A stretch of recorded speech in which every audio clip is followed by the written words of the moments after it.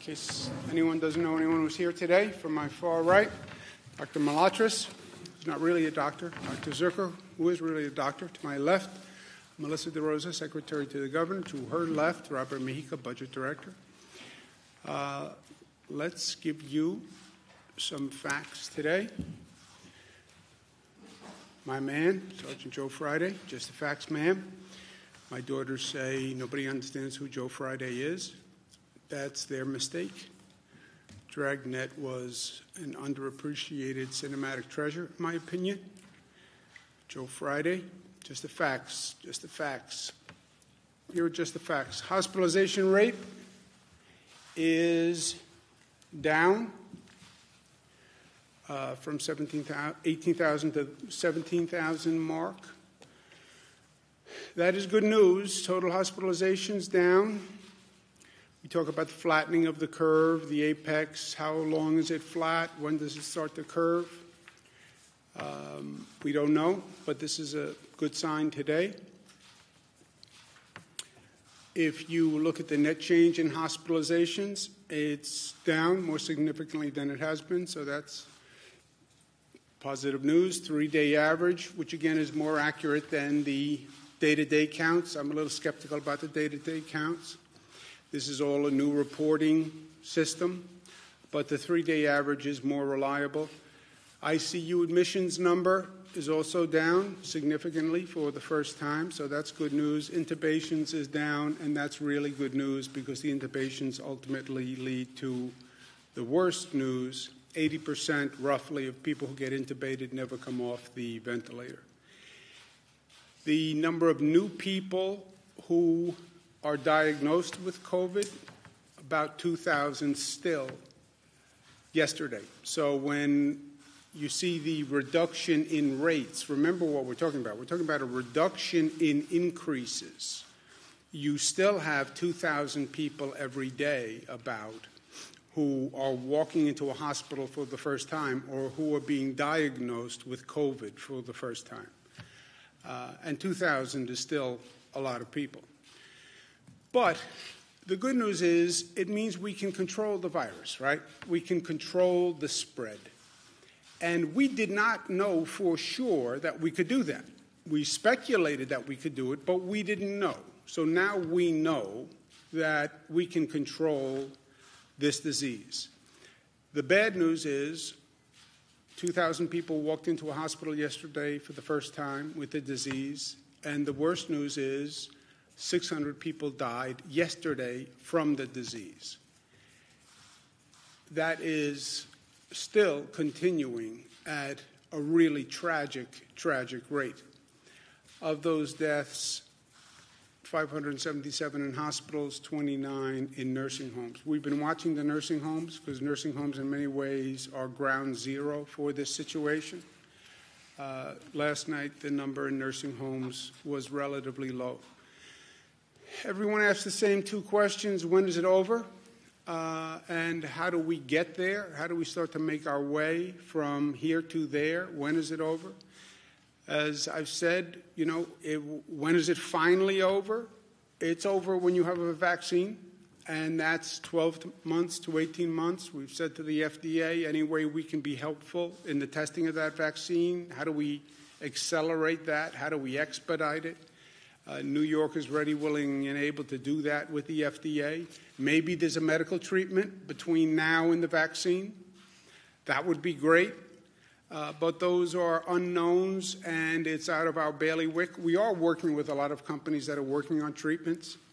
We're testing treatments in our hospitals, but that's a pure medical research and development function, which is beyond us.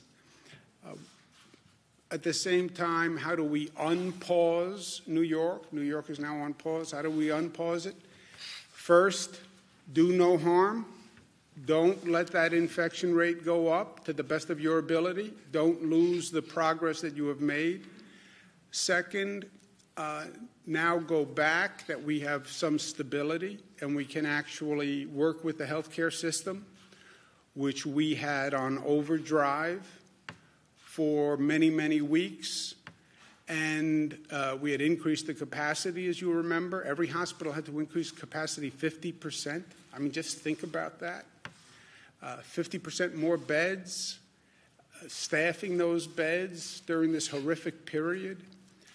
Now we have a chance to be more intelligent, frankly, about handling our healthcare system. Testing and tracing, testing and tracing, testing and tracing, and we need the federal government to work with us on that. And then phasing an economic return to the quote-unquote new normal, right? Those are all activities that are going on at the same time, and that's our plan to quote-unquote unpause New York. You stopped everything. How do you now restart that machine in a coordinated way that doesn't drive up the infection rate? That's the balance that we're trying to strike.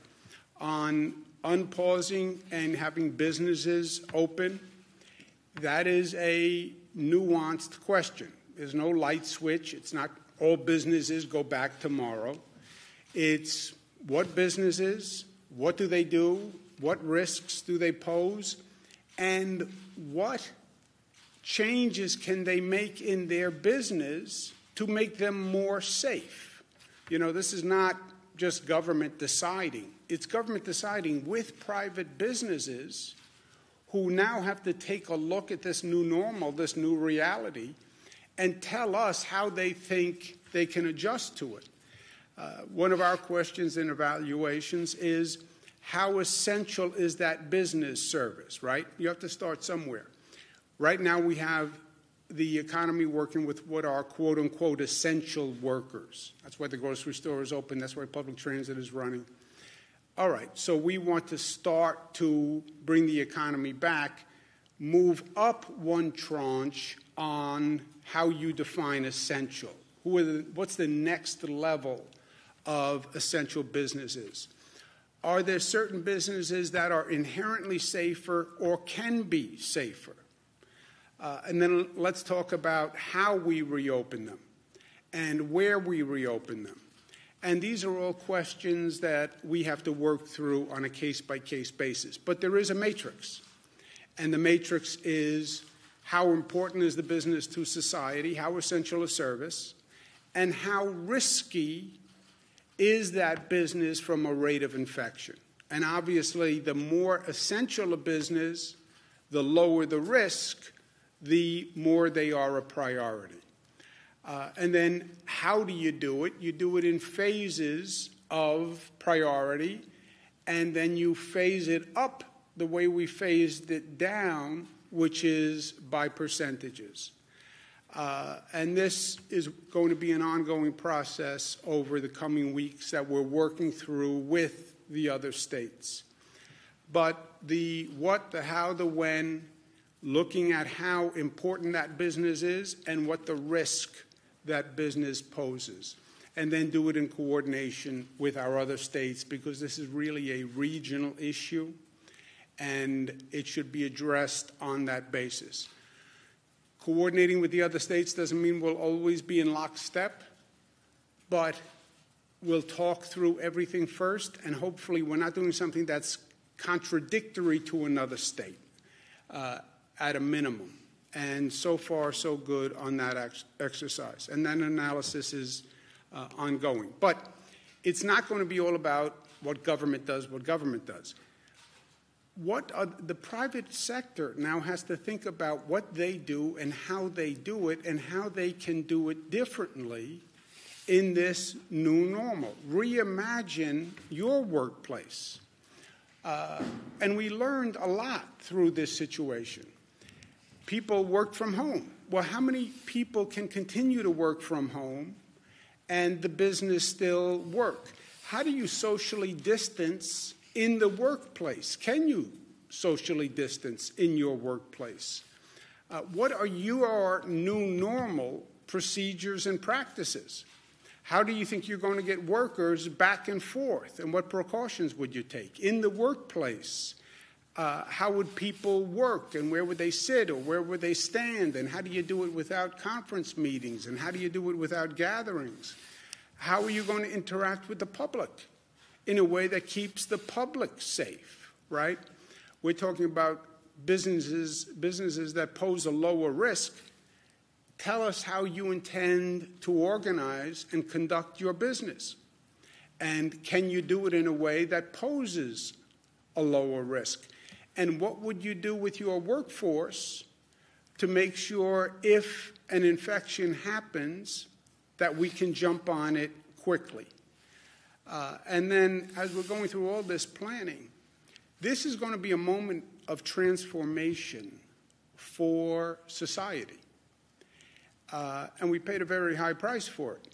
But how do we learn the lessons so that this new normal is a better New York? And there are lessons that we must learn from this because we do need to do things differently, or we can do things differently, and we can do things better. Part of the way across that bridge is testing. It is the single best tool to inform decisions and to calibrate all of this. This new testing world is a new frontier for all of us. New York State has been very aggressive about doing testing. We set a very ambitious goal when we began, and I'm happy to say they did it. We've done 500,000 tests in 30 days. That's more than California, Florida, and Michigan combined. And this is all about figuring it out first and taking a system that frankly didn't exist and creating this testing system and this testing regimen. 500,000 tests in 1 month. That sounds great, and it was great. It was a great accomplishment. And congratulations to everyone who put it together. But when you think of 500,000 tests in 1 month, and then you compare it to the fact that you have 19 million people in the state, you have 9 million workers, the 500,000 doesn't sound so big, right? So we have many questions to answer. Where do you test? How do you get the supplies? How do you coordinate the private labs? How do you coordinate the demand going to these private labs, right? Everybody wants testing. Private sector companies are calling for testing, and they're going right to the labs. Everyone is going right to these labs, and 50 states are competing, and the federal government is buying product from these labs. This has to be figured out, and it can only be figured out in partnership with the federal government. On top of that, once you go from testing, you have to trace every person who comes up positive. Trace means investigate. Investigate all those prior contacts. And then one contact, you test that person, leads you to another person. So the tracing investigators are really assembling an army that does not now exist. I spoke to the White House again this morning about it. I understand that this is a problematic area and the federal government's not eager to get involved in testing. I get that, but the plain reality here is we have to do it in partnership with the federal government. You're talking about supply chains that go back to China. A state does not have the capacity to do that. And there's no reason why you would have 50 states each trying to figure this out on their own, competing with the federal government, competing with the private sector. So I'm very much looking forward to the federal government's willingness to tackle this, understanding that it will be imperfect at best. But if we work together, we can do better than any of us could do alone. And that's what this is all about. You're not going to achieve optimum performance. You can't put together this national system with perfection. So people are understandably reluctant to get involved. But understanding the risk and understanding that it's never going to be done perfectly, if we work together, we can do better. And that's what we have to actually accomplish. We have to strengthen the healthcare system. Our surge in Flex, which is the first time we've ever called upon all these hospitals to work together and coordinate. Every hospital was basically its own enterprise. and then we go back and say, well, you all have to work together and coordinate, and we're going to help you coordinate. It was first time that's ever happened. We understand about a stockpile like we've never understood before. We understand about sharing resources like we've never understood before. And we understand about sharing among states and how good people were to New York when we needed it, and states stepping up and sending us ventilators. And I said, New Yorkers, don't forget, and New Yorkers are the most generous and most gracious, and we'll be there when people need help. New Jersey is still looking at their curve rising. The wave hasn't crested in New Jersey.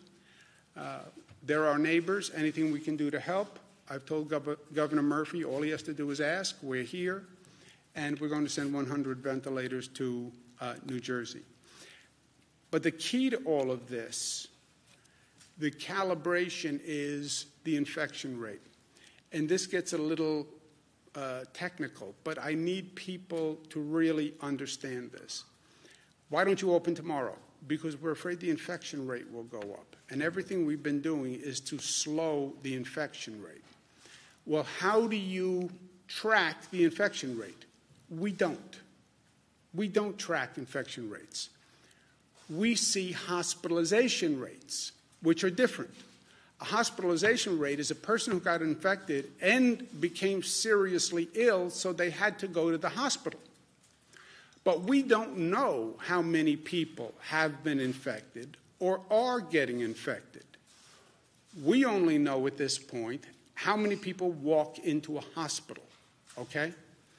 Or how many people get tested in a nursing home. If you have advanced testing, then you'll have a better idea what % of your population has actually been exposed. That's what the antibody testing is all about. But the key is, as you're making this calibration on the reopening of the economy, as you're bringing more people out of their homes, how fast is that virus spreading, and how quickly is that infection rate rising, right? Dr. Fauci said early on that this virus spreads. It does it very well. And we know that, and we've learned it the hard way. The rate of infection is everything, okay? All those early projection models assumed a higher rate of infection, a higher rate of spread. That's why they were calling for so many more hospital beds, many more mortalities, because they projected a higher rate of spread. That has not happened so far. Caveat, so far. We've controlled the beast. We've brought the rate of spread down. If their rate of spread actually happened, we would have been in a much, much worse situation, and we would have been in a really bad place. I mean, their projections were staggering, and it didn't happen because we slowed the models. But remember what they were talking about. CDC, which is supposed to be the preeminent source, 160 million to 214 million people infected, they were projecting. That was only March 13th. That's what the CDC was projecting. You know how many 160 to 214 million are? We only have 328 million people in the country. They were projecting more than half of the population, and maybe 2/3 of the population infected. And that was only a month ago. They were saying 2.4 million people to 21 million people would be hospitalized. You know how many that is? We only have 900,000 hospital beds in the nation. They were saying, by their projection, a minimum of twice as many people would need hospital beds as we have hospital beds. Just imagine that. That was the CDC. The White House Coronavirus Task Force, the same thing. White House Coronavirus Task Force was saying 1.5 to 2.2 million deaths. Deaths. And that was the White House Coronavirus Task Force as of March 31. Okay? Best case scenario, 100 to 240,000 with mitigation efforts. March 31, just over 2 weeks ago. So, and that's why all of these models said the same thing. They were all believing a higher infection rate. Now, and that's McKinsey, and that's Columbia, and that's Cornell, that's all of them. That's the Gates-funded model. They were all projecting a higher infection rate. We slowed the infection rate by our actions, and that's why we're in a better position today. Now, what does the infection rate mean? And I know this gets a little granular, but people have to understand it if they're going to understand why we need to do what we need to do. The infection rate is how many people does one person infect, okay? How fast is the virus spreading from one person to another? And they talk about the R0 factor. The R0 factor is the projected spread of the virus, okay? If one person infects less than one other person, the disease is on the decline. If one person basically infects one more person, the rate of spread is stable. I get infected, I infect one person infects one. When you have a really situation out of control is one person infects two people or more, because then the increase is just exponential, and that's fire through dry grass. This is what they were all trying to project, and this is what we have to control as we start to reopen the economy. We say we turn the valve on the economy, we open a little bit, and we watch the meter, right? What's the meter? The meter is the hospitalization rate, or even better, the virus spread rate. So you start to turn that valve, you start to bring people out of their homes, you start to reopen businesses, you see that number going up, turn the valve back right away. And this is what we're trying to deal with going forward. And again, nobody has been here before, so we're trying to figure it out. If the virus spread increases to the place where one person infects two people, that is an outbreak. If one person is only infecting one other person, that is basically a stable increase. Ideally, one person is infecting less than one person, and that is a decline of the spread of the virus. And that's what we're shooting for. Just to belabor this one more point. Where you've seen an outbreak epidemic spread, it's when one person is infecting more than one other person. That's when you're out of control. On the Diamond Princess cruise, the infection rate was one person infects 2.2 additional people. Wuhan was one person was infecting two people or three people. The 1918 pandemic, one person was infecting 1.5 to 2.8. On our severe projection, one person was infecting 1.4 to 1.8.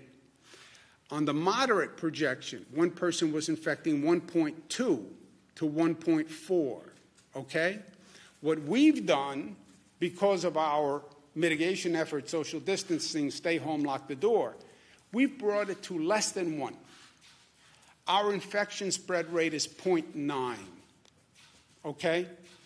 Wuhan, which really closed down everything,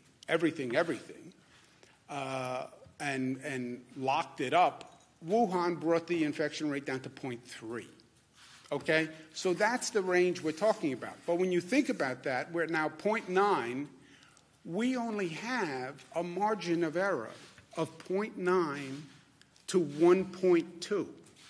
1.2 takes you back to the high projection rate. We're at 0.9. That does not leave you a lot of wiggle room. So you're going to start to phase the reopening. You're at 0.9 now. After this entire close down, if you go to 1.2, you're going to have a problem again. So you see how narrow the window is. But New York pause has worked. The close down has worked. That's how we controlled the beast. That's how we got it down to 0.9. However, we're not there yet. We're just at 0.9. Again, Wuhan got down to 0.3. So we have to continue doing what we're doing. I'd like to see that infection rate get down even more. The New York pause policies, the close-down policies, will be extended in coordination with other states to May 15th. I don't want to project beyond that period. That's about 1 month. 1 month is a long time. People need certainty and clarity so they can plan. I need a coordinated action plan with the other states. So 1 month, we'll continue the close-down policies. What happens after then, I don't know. We will see depending on what the data shows. What does that mean? Tell me what our infection rate spread is. Is it 0.9? Is it 1? Is it 0.7? Tell me what the hospitalization rate is. And then the experts will tell us the best course of conduct based on that data. No political decisions, no emotional decisions, data and science. We're talking about human lives here. As relatively simple and possibly annoying as it seems, wearing a mask is one of the best things that we can do. And I understand I'm getting a lot of not happy phone calls off what I said yesterday about wearing a mask in public. But I'm sorry it makes people unhappy. I do not consider it a major burden. And it really is a simple measure that can save lives. And yes, people say it's a personal intrusion on them. But again, remember, it's not just about you, right? I have rights also, and my kids have rights, and your kids have rights, and you have a right for another person to take reasonable safeguards not to get infected. So the masks work. We said in public today, I'm going to include public transportation systems, private transportation carriers, for-hire vehicles, any operator of a public system, an operator of a private carrier, and for-hire vehicles must wear a mask at all times. What does this mean? If you get on a bus, you need to wear a mask. If you get in a train, you need to wear a mask. If you get into a private car service, Uber, Lyft, the operator needs to wear a mask. If you get on a private bus, the operator needs to wear a mask, and you need to wear a mask on a private carrier. So is this inconvenient? Yes, but you're in a closed environment by definition. You're not socially distancing by definition. You're the front seat of a car to a back seat of a car. You're one seat in a bus to another seat in a bus. This is a precaution for everyone that I think balances individual liberties with a social conscience. This will go into effect Friday, 8 p.m. Ultimately, what determines the rate of infection? You do, and I do. That's what this all comes down to, as simple as it sounds. It's not about government. It's not about anything else. It's about what people decide to do and what people have decided to do. They have brought this infection rate down. It's that simple.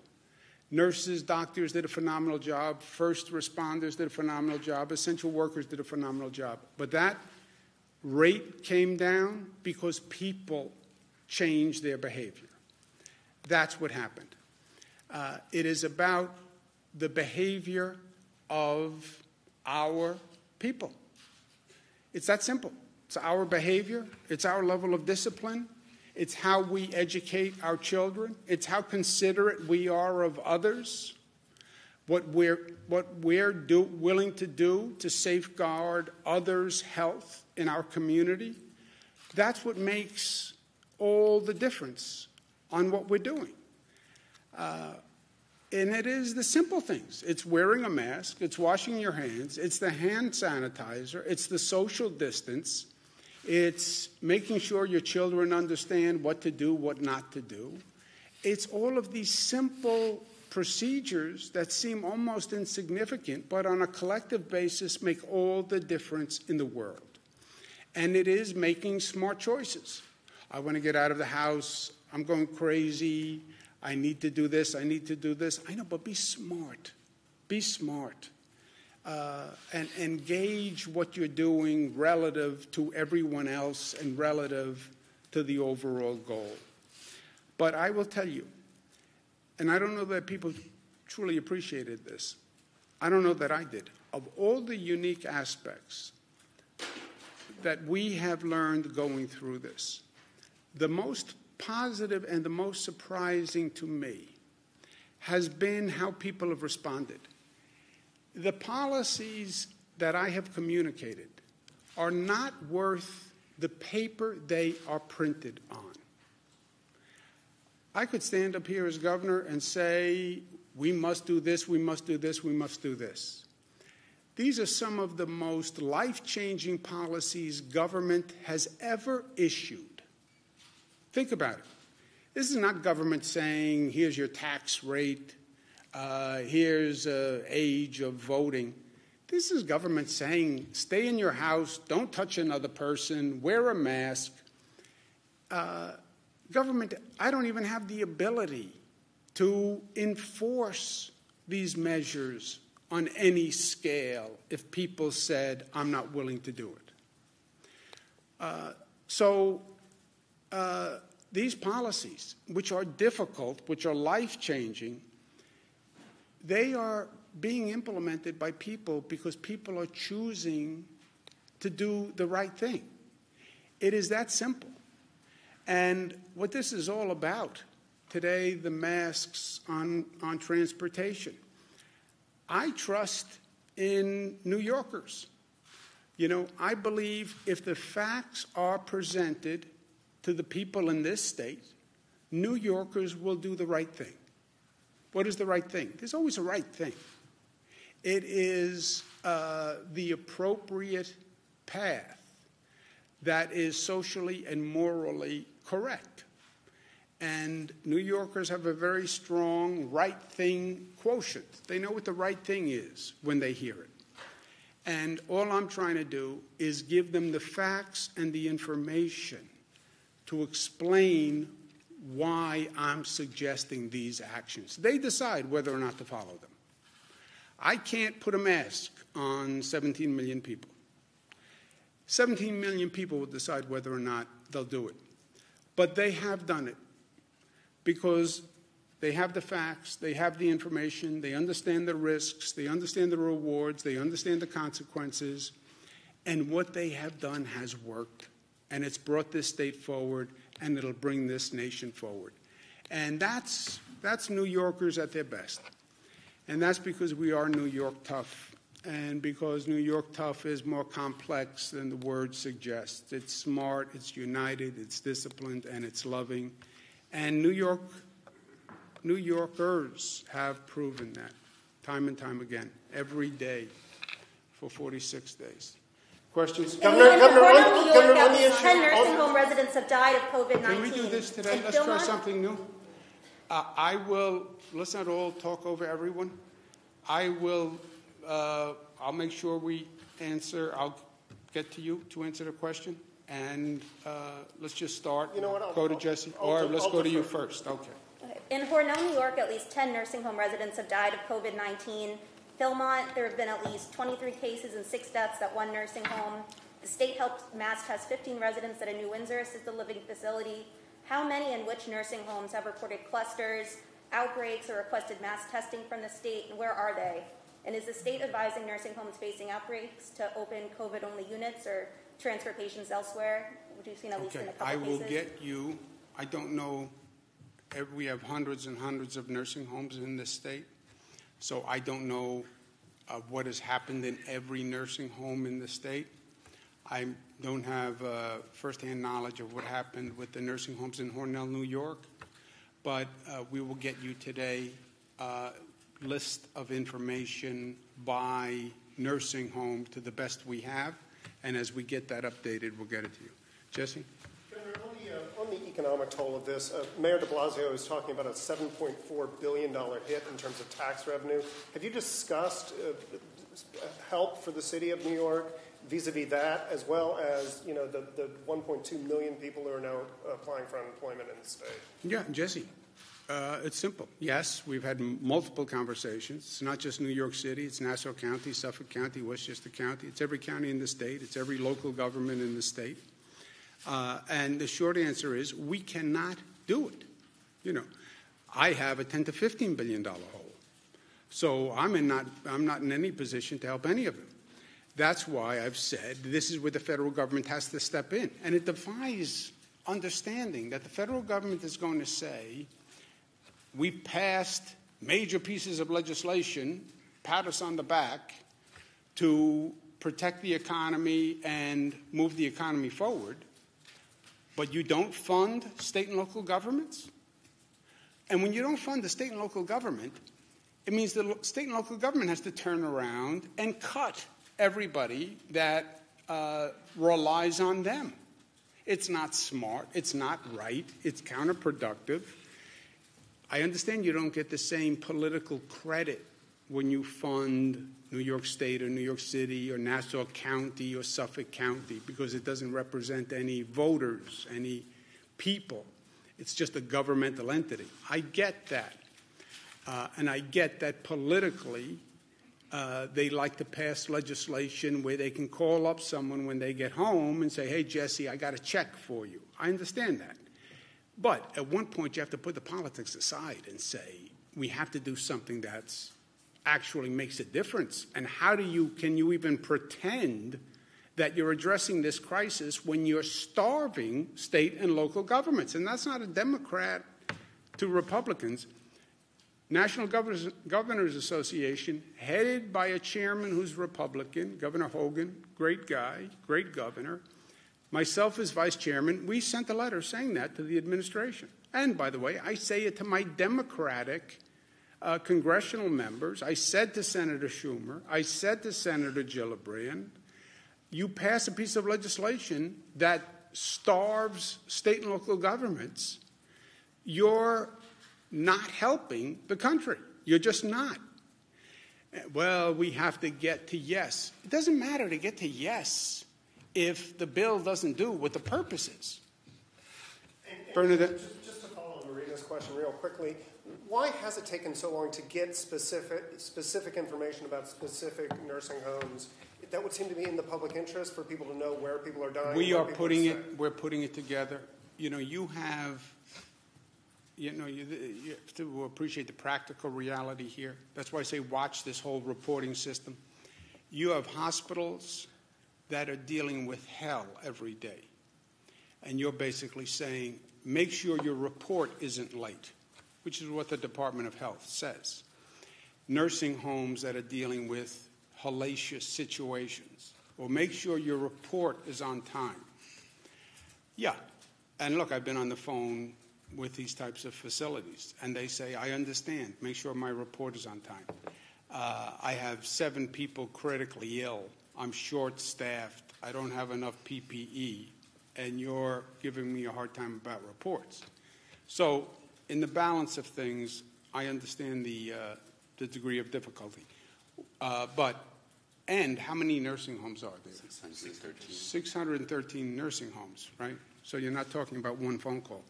But we are getting the data. It is coming in. When will we have it? Do we know? Today.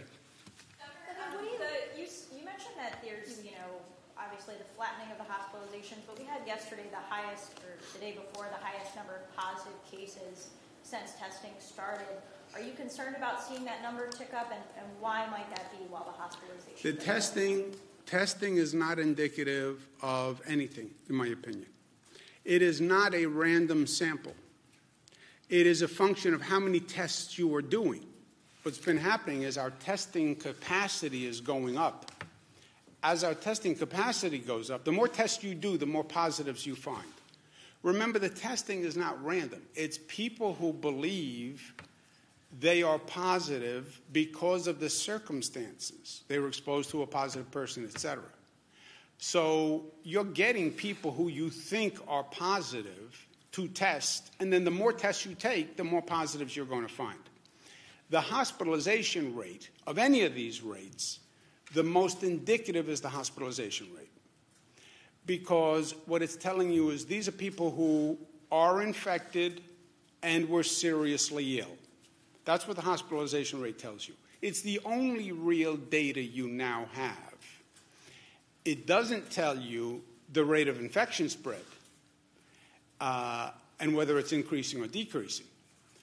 But it tells you how many people walked into the hospital who were positive after they were tested and who were seriously ill. That's the only number you have that is statistically representative.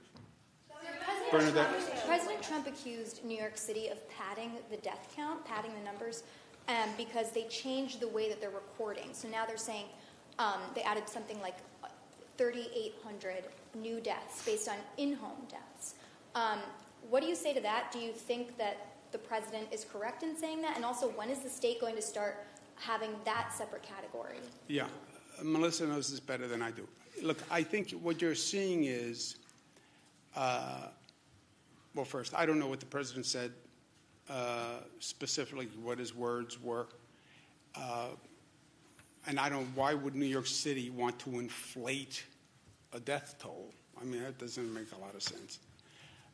It's bad enough as it is. It's painful enough as it is. Why would you want to inflate a death toll?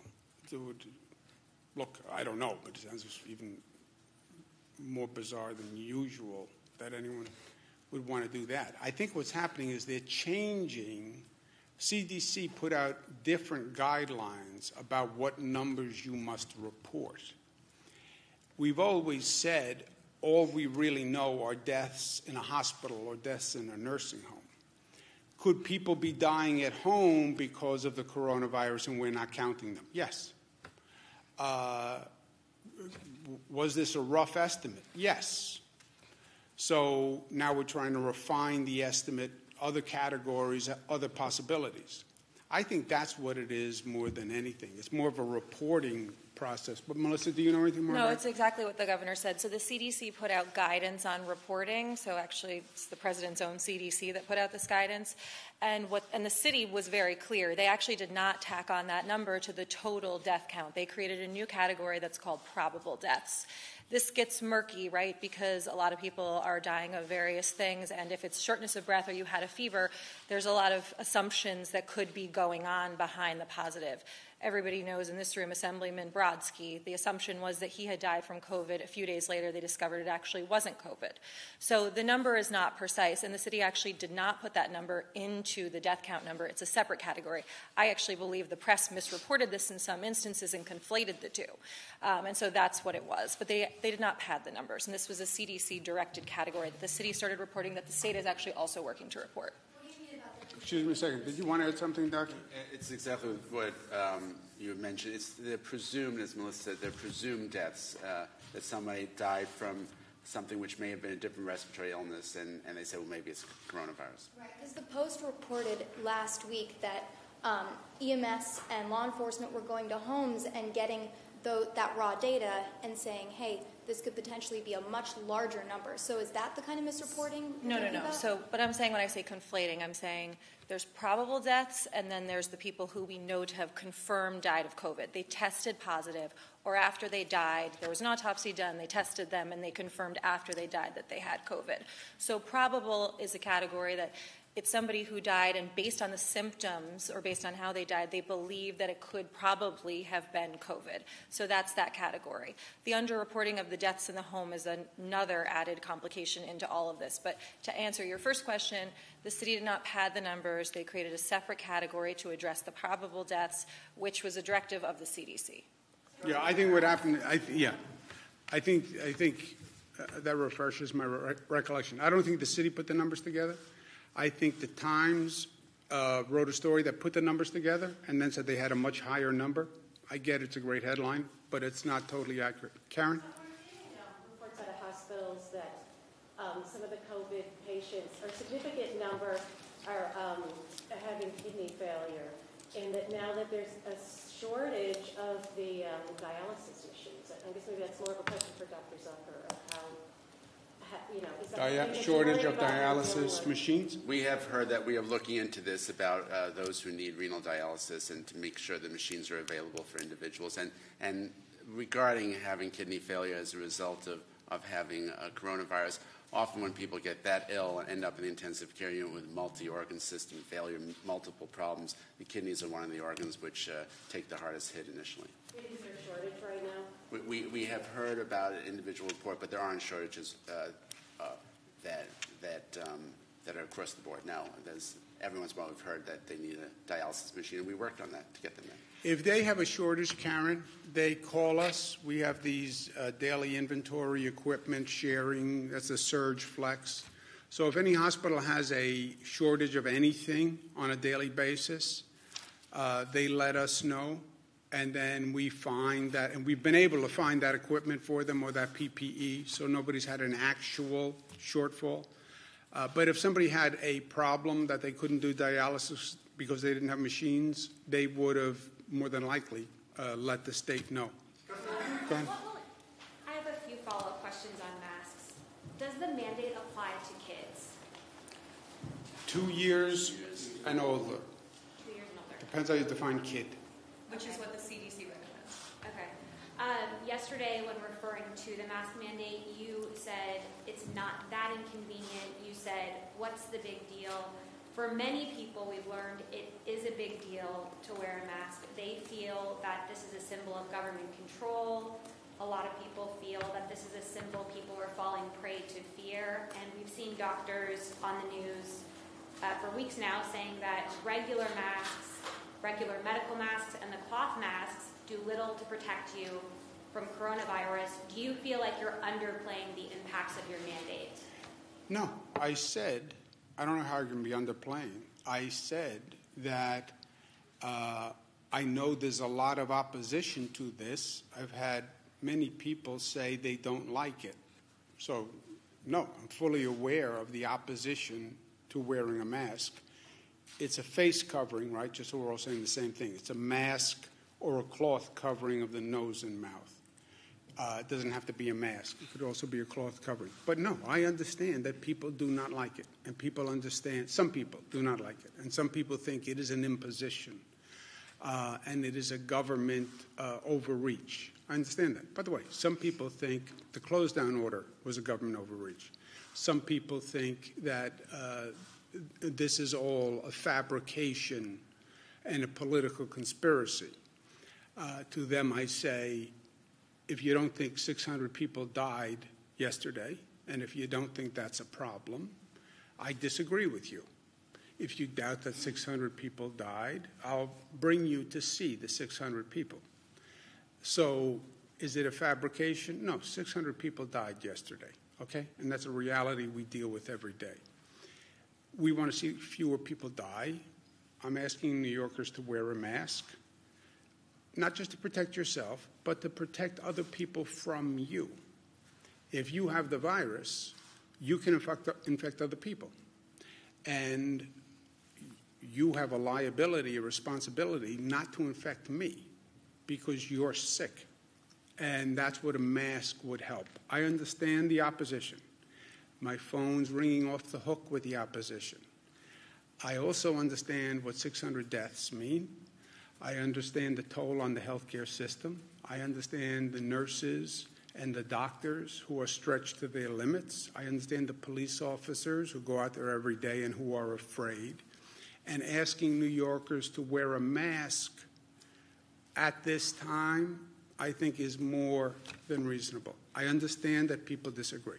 Are you wearing a mask on the day-to-day? When I am in public circumstances, yes. Here in this room, no. Let's do someone who didn't ask a question. What will it take for us not to have to social distance? You've said that a vaccine can take 12 to 18 months. Is that how long we'll have to social distance for? You know, it depends on how good we are at reducing the spread of the virus, and we don't know that. It also depends on when they come up with a medical treatment, and we don't know that. So I understand people want certainty and closure, but we don't have it. We don't have it. Let's do someone who didn't ask a question. Josefa? California, Gavin Newsom is giving undocumented immigrants $500 since they were cut out of the federal stimulus package. Is New York considering doing something similar, and can we do that considering our financial state? Well, look, we financially, if we don't get the federal government to actually pass a piece of responsible legislation, and I've said to to the extent they care for my 2 cents, our senators, don't pass a piece of legislation if it's not responsible. Well, then they'll say we didn't pass legislation. Yeah, say I wouldn't I wouldn't pass an irresponsible piece of legislation. Better than passing an irresponsible piece of legislation, right? If those are the options, life is options. So yeah, we are at a point financially where we have a $10 to $15 billion deficit. Yesterday I was asked about, well, why not just let the raises go through for state workers? When you are broke, it would be irresponsible to do these things. I do hope and believe the federal government should have a more inclusive policy. But let's do undocumented immigrants, that there's no shot. Well, we're looking at it, but we have real financial problems right now. Hey, Governor, at a time when you're talking about the importance of regional coordination, it seems Governor Murphy is allowing state parks to stay open, yet here in New York State they are closed. Is that problematic? You know, as I said, there's not going to be 100% conformity of the plans. More, it's understanding what they're doing, what we're doing, so we don't conflict and bump into each other, which has happened in the past, because people make decisions. The state parks, look, I can argue it either way, right? All of these things are judgment calls, but I don't think that's especially problematic either. And regarding unemployment, we're hearing stories that people are still not getting return phone calls within 72 hours, particularly people who are self-employed, who have lengthy documentation to fill out. Has that been an issue? I don't know if it's for you. I have not heard that. Melissa, do you know where that is? So again, let's do some context here.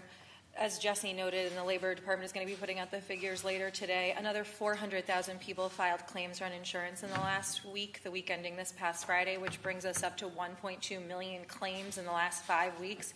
To give you guys a sense of comparison, during the entirety of the 2008 crash, New York State lost 300,000 jobs. So in terms of the volume that the Department of Labor is dealing with, just for everyone's understanding. At this point, they have completed 925,000 claims. There's 275,000 claims that are outstanding. Some of those people are from the last week. Some of those people, unfortunately, date back to the middle of March. Most of the people who date back to the middle of March are people who require additional forms for, as you said, people who are self-employed, people who are contractors, and so that process has been taking longer. We're working together to try to figure out the best way possible to expedite this. It's great that the system has worked better for some. If you're one of the people who are still struggling, it doesn't matter at all, and we understand that, and I sympathize with that, and I apologize for that. And we're going to continue to do everything we can to bring the system up to deal with this scale as soon as possible.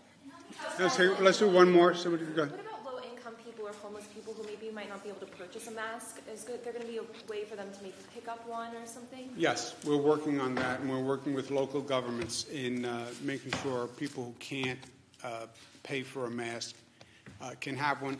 Remember, it's not a mask. It's a face covering, so it can be a handkerchief, a bandana, it can be a cloth covering, etc. It can be stylish or fashionable or just boring and plain like mine. All right, I'm going to go to work.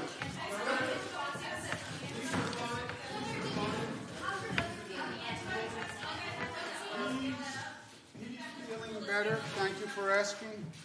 His wife now tested positive, so he feels obviously.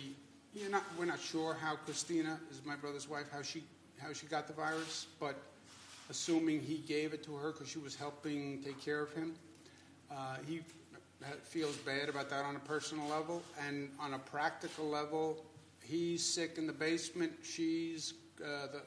Christina's quarantined upstairs. They have 3 kids, so it's a practical hardship. But he's feeling better. Thank you very much for asking. Thank you.